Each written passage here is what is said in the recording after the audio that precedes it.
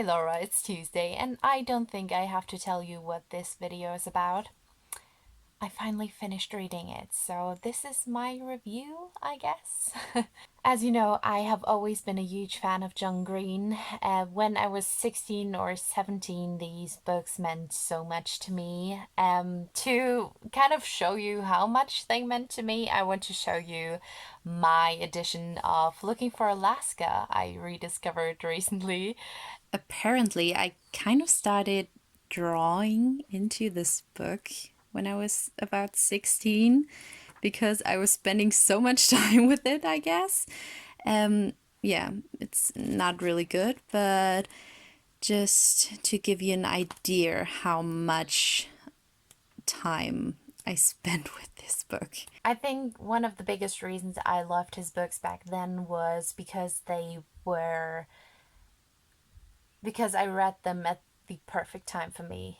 I was very much in the target audience of these books when I read them. Now, as an adult, I do see some of the problems people have with his books, but they have such nostalgic value to me that I really still do enjoy reading them. But one of the great things about John Green for me personally is that he somehow manages to publish his books at exactly the right time for me.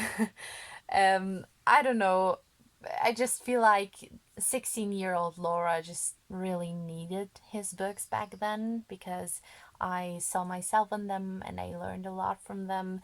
And surprisingly, this book did exactly the same, I think. I must admit, I am not a big non-fiction reader. I don't know why, but I always enjoyed fiction so much more.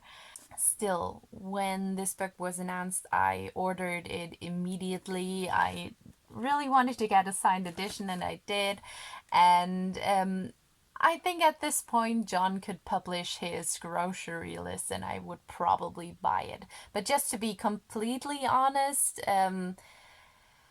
if basically every other person had written this book, there is a high chance I wouldn't have picked it up. But oh boy, am I glad I did. I find it kind of difficult to explain what this book was for me while reading it. And yes, I know that sounds very overdramatic, but hear me out. You know this feeling when you are at a party and you're talking to someone about some random topic and you're so amazed by this person for being so well informed and passionate that only later on you realize that you've been talking for hours about something other people would call trivial or random. That is what a lot of these stories felt like for me in the very best way. On the other hand, there were stories where John talks about something so deeply personal, but you are somehow still able to completely get what he's talking about. And a lot of his essays, I think, manage to do both at the same time. He talks about Mario Kart and air conditioning and stickers. And somehow, while doing this, he teaches you lessons about physical and mental illnesses, privilege, history, the meaning of life, and obviously the times we are living in right now and how this affects people. I loved so many of his essays, but some of them have a special place in my heart. I do have to admit that I have not read the notes section yet, but I'm planning on doing that as soon as I can. Don't judge me, I was busy. And after I finish this book completely, maybe I'm going to write down my favorite essays in the description, just like you did. And yes, I even love the stories about sports, even though I was kind of pissed when he started his story with a musical and transitioned over to football. But it turned out good in the end. I liked the story a lot, so I kind of forgive him for that.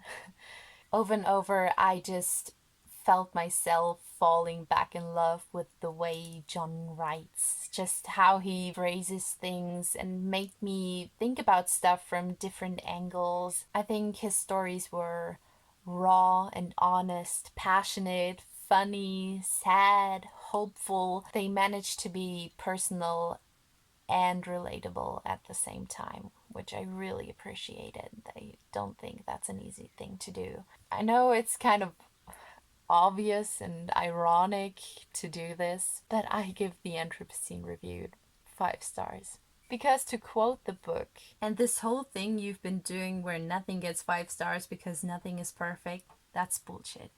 So much is perfect. Have a great week. I'll see you on Thursday.